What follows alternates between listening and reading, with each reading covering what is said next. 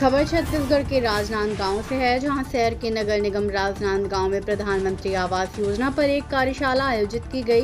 कार्यशाला में प्रधानमंत्री आवास योजना फेज 2 निर्धन तबके के लोगों को, जिनके पास अपनी छत नहीं है या यूं कहा जाए भारत में कहीं भी आवेदक का पक्का मकान न हो, ऐसे लोगों को प्रधानमंत्री आवास योजना के तहत मकान दिया जाना है।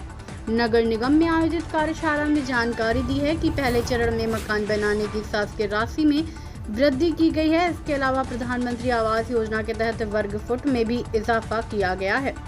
आपको बता दें कि नगर निगम राजनांदगांव में प्रधानमंत्री आवास योजना का लाभ लेने के लिए हजारों आवेदन पेंडिंग हैं। उसे पर भी गौर करके नगर निगम के अधिकारी कर्मचारियों को वार्ड में भेजकर निराकरण करने की बात नेताओं ने की है। छत्तीसगढ़ के राजनांदगांव से न्यूज नेशन 81 संवाददाता विश्वनाथ देवांगन की रिपोर्ट। आवास से संबंधित जानकारी नगर निगम में दी गई है, क्या है पूरा प्रारूप उसका?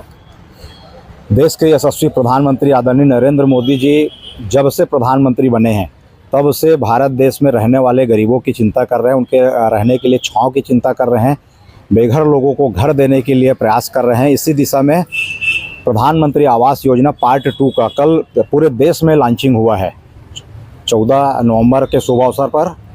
और आज जो है छत्तीसगढ़ के माननीय नगरीय प्रशासन मंत्री और उप मुख्यमंत्री अरुण साव जी के द्वारा पूरे छत्तीसगढ़ की जनता के लिए योजना लॉन्च की जा रही है, जिसमें आज नगर निगम में कार्यक्रम होना है। मैं आपको बताना चाहूँगा कि पूर्व में जब प्रधानमंत्री आवास बनता था उस समय कट आउट डेट जो आवेदन का रहता था कि स्थायी निवासी 31 अगस्त 2015 का निवासी होना चाहिए, उसको मिलेगा। उसको शिथिल करते हुए इस बार 31 अगस्त 2024 को जो लोग जहां पर निवास कर रहे हैं और पूर्व में शासन की किसी योजना से आवास योजना का लाभ नहीं ले, ऐसे लोग अपने खुद की ज़मीन पर आवेदन करते हैं तो उनको 2.5 लाख रुपये राज्य सरकार और केंद्र सरकार मिला के 2.5 लाख रुपये तक की सब्सिडी मिलेगी।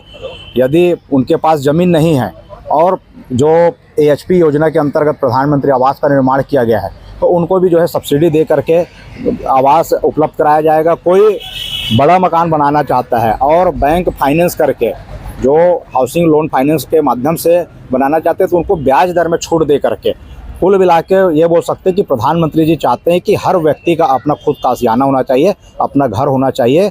आज पार्ट 2 का शुभारंभ राजनांदगांव में भी होने जा रहा है।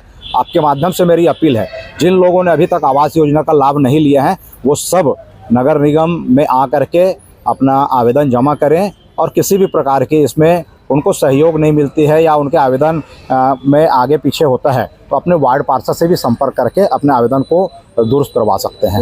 कई आवेदन पेंडिंग थे, उस पर कई मामले आप कर भी आए हैं कि यहाँ पर मकान में देरी हो रही है या राशि आने में दिक्कत हो रही है, उस पर आपने निराकरण की बात कही थी।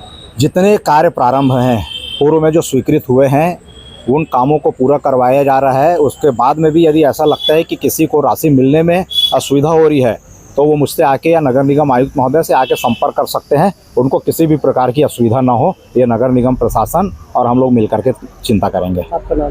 किशोर यादव, नगर निगम नेता प्रतिपक्ष राजनांदगांव। ये नगर निगम में आवास मेला लगा है, क्या है उसका प्रारूप? प्रधानमंत्री आवास का दूसरा फेज, हम बोलचाल की भाषा में दूसरा फेज बोल सकते हैं, आज उसका शुरुआत हो रहा है। और आज से ही सभी वार्डों में अलग अलग जगहों पे भी निगम के अधिकारी कर्मचारी जाके उन हितग्राही जिन्होंने प्रधानमंत्री आवास का ज़रूरतमंद है, कई साल 2 साल से फॉर्म भरे हैं पर आज भी तक नहीं निकल पाए, इन सभी हितग्राहियों को वार्डों में जाकर ऑनलाइन से इनको जोड़ेंगे। और जिस प्रकार देश के प्रधानमंत्री का सपना था कि हर गरीब का एक पक्का मकान हो, तो इस दूसरा फेज में बहुत सी संशोधन किया गया है। जैसे पहले जो मकान का दायरा था 300-350 वर्ग फीट था, अब इस बार 450 कर दिया गया है। इस बार पैसे का रेशो भी बढ़ाया गया है। इस बार पिछले बार जो 2015 के निवासरत है उनको इसमें पात्रता था, इस बार उसको सुधारते हुए 2023 के निवासरत प्रमाण पत्र दिखाएगा तो उसको भी पात्रता मिलेगी। इस बार बहुत सी संशोधन गरीबों को लिखे और ये जो आवास है ये सचमुच में सभी गरीबों को लाभ मिलेगा। और जिस प्रकार उनका सोच था देश के प्रधानमंत्री का, वो सटीक बैठ रहा है कि दूसरा जो फेस है उन गरीबों के लिए है कि अब ये तत्काल वार्डों में सर्वे करके ऑनलाइन करेंगे और तत्काल पात्रता श्रेणी में आएंगे और बहुत जल्दी उनका मकान बनना भी चालू होगा। नगर निगम में कई आवेदन लंबे समय से पेंडिंग पड़े थे, उस पर किस तरह निराकरण करेंगे? नहीं, हम सभी हितग्राही से निवेदन कर रहे हैं, अपील भी कर रहे हैं और लगातार मुनियादी भी हो रहा है नगर निगम से कि जिसने पहले फॉर्म जमा किया 2 साल पहले वो चाहे तो इस योजना में शामिल होने के लिए फिर से फार्म वार्डों में ही दे सकते हैं। ऑनलाइन पद्धति से तत्काल ऑनलाइन क्या है, उनको लाभ मिलेगा। उनको बता भी रहे हैं, 2 साल 2 साल से निगम का चक्कर काट रहे हैं, निगम में अभी तक नया लिस्ट नहीं निकला है, इसका इंतजार कई लोग कर रहे हैं, पर उनको इस योजना का लाभ तत्काल मिलेगा। ये देश के प्रधानमंत्री की सोच है। और आज ये योजना चालू होने से सचमुच में सबका चेहरे में खुशी भी आया है। और आज हम नगर निगम के कई वार्डों में भी जाएंगे कि जिस प्रकार बुनियादी भी होगा, लोगों को जानकारी भी देंगे, और जिस प्रकार इसमें पात्रता कुछ मापदंड है उसको भी फुलफिल करते हुए, कहीं कम ज्यादा उसको भी पूरा करते हुए इस योजना को लाभ गरीबों तक पहुँचाएंगे। आपका नाम? शिव वर्मा, पूर्व निगम अध्यक्ष, राजनांदगांव।